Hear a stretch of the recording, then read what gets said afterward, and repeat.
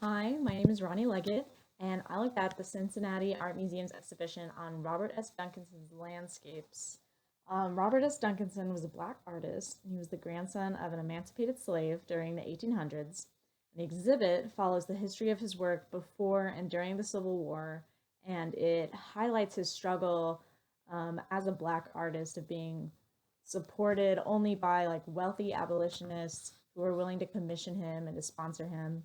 And the main idea of the exhibit is to emphasize the talent of the artist in contrast to his opportunity, which was constrained by his race.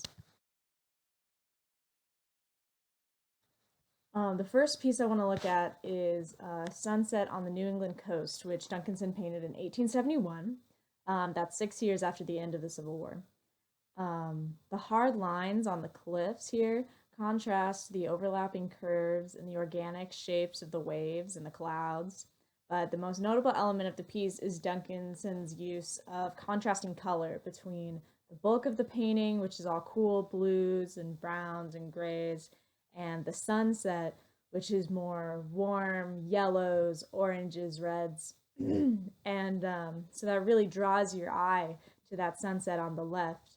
And so you're looking more at the sun in the background instead of the turbulent waters and the rocky cliffs of the foreground.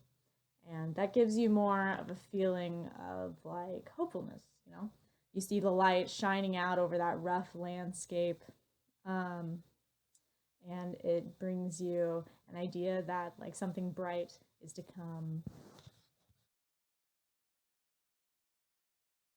The next piece I wanted to talk about was Blue Hole Floodwaters, Little Miami River, and that was painted in 1851. And here I'm really looking at Duncanson's use of perspective. The people in the foreground, you almost don't notice them because they're so much smaller in comparison to the wide water and the big towering trees. And here the use of color again becomes important. The use of cool colors, mostly greens and blues, it makes the piece seem peaceful, more tranquil, more calming.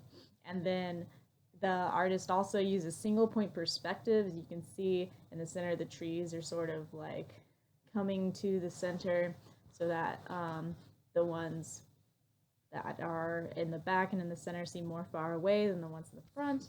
And that sort of draws the viewer's eye to that center of the landscape instead of to the people. And so that pulls the emphasis away from the figures and it pulls it into the natural surroundings. And I think that sort of suggests like a supremacy of nature over man, or even a prevalence of like natural tranquility from those blues and greens and cool colors over man-made conflict. You're looking at the peace of nature instead of the wars and fighting that men create. And then the third piece I wanted to look at is Woodland Pool, which Duncanson made in 1868. So that's like right after the end of the Civil War. And here again, the artist is using proportion to emphasize nature over the figures that are standing sort of off center. They're made very small, and the huge trees and boulders kind of dwarf them in comparison. But this piece has that path cutting through the middle. It has that curving line right in the center of the piece and it sort of blends into the natural landscape, but that allows the viewer to sort of follow those figures to the middle, and so you're kind of mirroring their journey and bringing the focus onto them. Even though they're so small, you're looking right at them because you're following that path.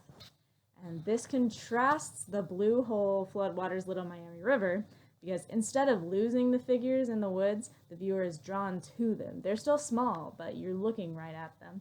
And I think that suggests more of a significance of man as he moves through the natural world and how he sort of shapes it and creates his paths. Overall, the exhibition read a lot like a history exhibit in that it focused on Duncanson's life and his struggles as a black artist in the Civil War era. I wish they had more explanation of the pieces themselves or how or why they were composed, but I enjoyed all the descriptions of the historical allusions and the geographical references. But mostly what I liked about the exhibit was Duncanson's sort of minimization of the people and his maximization of the detailed like landscape, because it made it feel like looking at the pieces felt more like taking a little quiet walk through a quiet forest. Thank you.